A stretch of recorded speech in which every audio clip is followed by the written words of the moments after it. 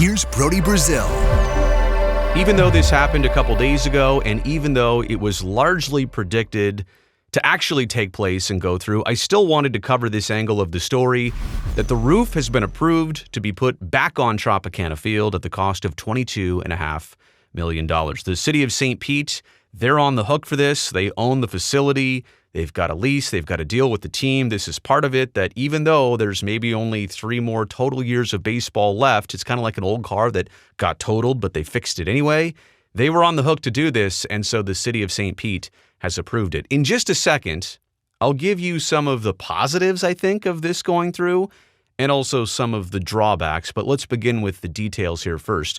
7-1 was the city council vote. It's $22.5 million, but that approval is only for putting a roof back on Tropicana Field, because you've already heard the number of $56 million at least, and that still holds, and that's also still a bit nerve-wracking because maybe 56 quickly turns into 66 or 76, or who knows. They estimated $56 million for the total facility, but this first 22.5 is just to put a roof back on top. Now, there is water damage. There's apparently mold. There's apparently also a funny smell when you walk into Tropicana Field in certain places. So water damage has taken place. They can mitigate all that. They can remedy all that, but it's going to take an additional, $30+ million to do it. This is only for the roof. But you also understand, and engineers have confirmed this, to do any of that work down below, you largely have to put the roof on first. Otherwise, it's just a bucket sitting out there in the rain collecting water, and then they have to keep draining it out. And it seems like a total headache the way it's sitting right now. Putting a roof on will at least fix any inside problems that you don't have to worry about anymore. Then you can actually go back and, fix and remedy the inside problems. But this must happen first, obviously. Now, the city is bound legally in their contract to providing 3 more baseball years for the Rays. So it's obviously not going to be this year, 25, but it is going to be 26, 27, and 28. It used to be 25, 26, 27. The lease was over. But the way it's written up is that if there's a missed season like there is right now, everything simply gets pushed back. There's still 3 more years legally for the city of St. Pete to provide the Rays with this baseball stadium. Let me get to the part that I think makes sense about this passing 7-1. Again, you got to put this roof back on to prevent further damage. Otherwise, you're just going to pay for more and more things. The more water that reaches places that it wasn't supposed to. If the damage right now is $56 million and you let it sit through July, August, September, October, like next hurricane season, and some more storms pass through, now you're talking $100 million of damage when you could have stopped this right here, right now. So at least from the point of like putting a roof back on, that seems like a prudent thing to do. And I realize people are saying, wait, that's public money and you could spend it a lot better. Oh, we will get to that part. I'm just saying in the sense of throwing more money away to fix things down the road that you didn't need to. Putting the roof on in that sense is kind of like, damming up a river, right? If we're using a water term, it kind of is like that. With or without the Rays, right? So I know that that's an issue here too. What if the Rays play 1 more season at the Trop and then the team is sold to Orlando? Like, you just spent $60+ million to fix this place up for 1 year? That seems wasteful.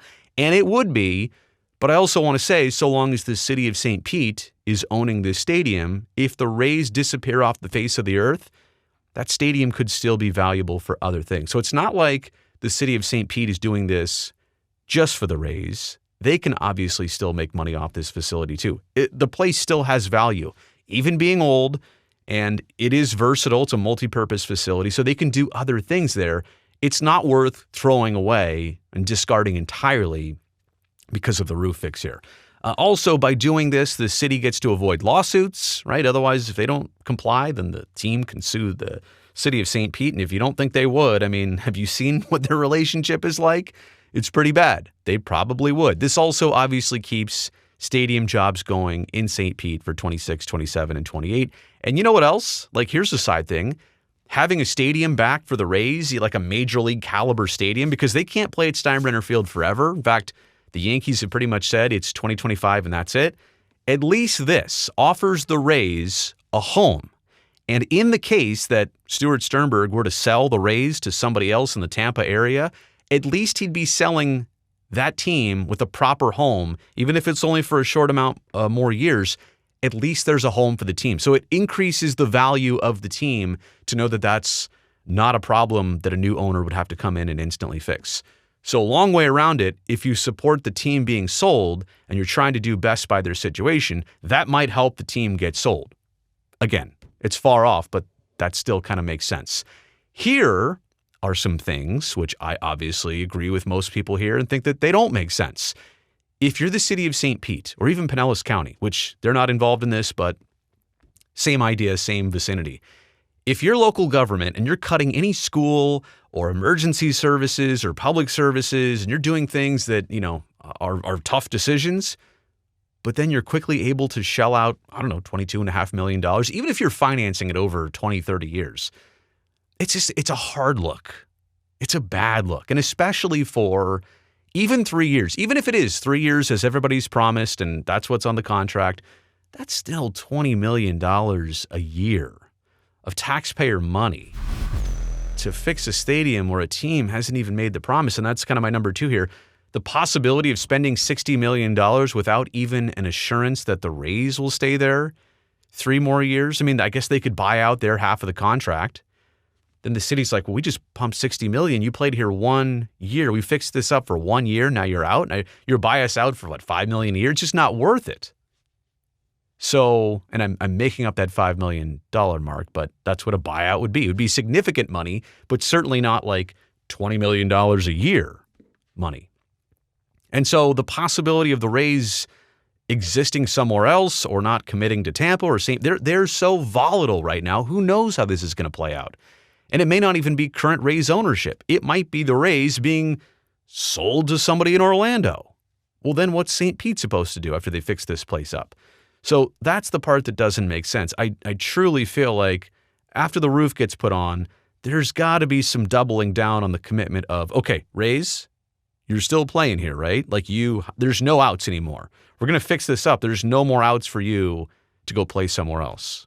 And this is obviously an also awful time with tariffs and construction cost. And have you seen the stock market lately? Anybody investing in all this, like the cost of things and the demand for these things, this is a terrible time to be doing any kind of big construction, but especially some repairs and remodeling like this. So anyway, long story short, roof has been approved. None of that is terribly surprising. It probably is the best step for this facility. I know it's got a bad look to it. The optics are not great, but at least taking care of this now. And I do like the fact that they're doing roof. And then, I don't know, in a couple months, maybe they'll consider the inside of the stadium and whatever else needs to be repaired. I do like this in stages rather than all at once, but more conversation here, in my opinion, really needs to happen so that the city of St. Pete can have some assurances that as much money as they're about to pump into this thing, and yes, by the way, insurance is going to kick in some money, FEMA is supposed to kick in some money, but again, the insurance part, fine, and the coverage should have been more anyway, but the FEMA part, now we're taking money from people who really need it in natural disasters elsewhere to fix a baseball stadium, and I love baseball. I love sports. But you see what I'm saying here? The optics of this were never going to be great.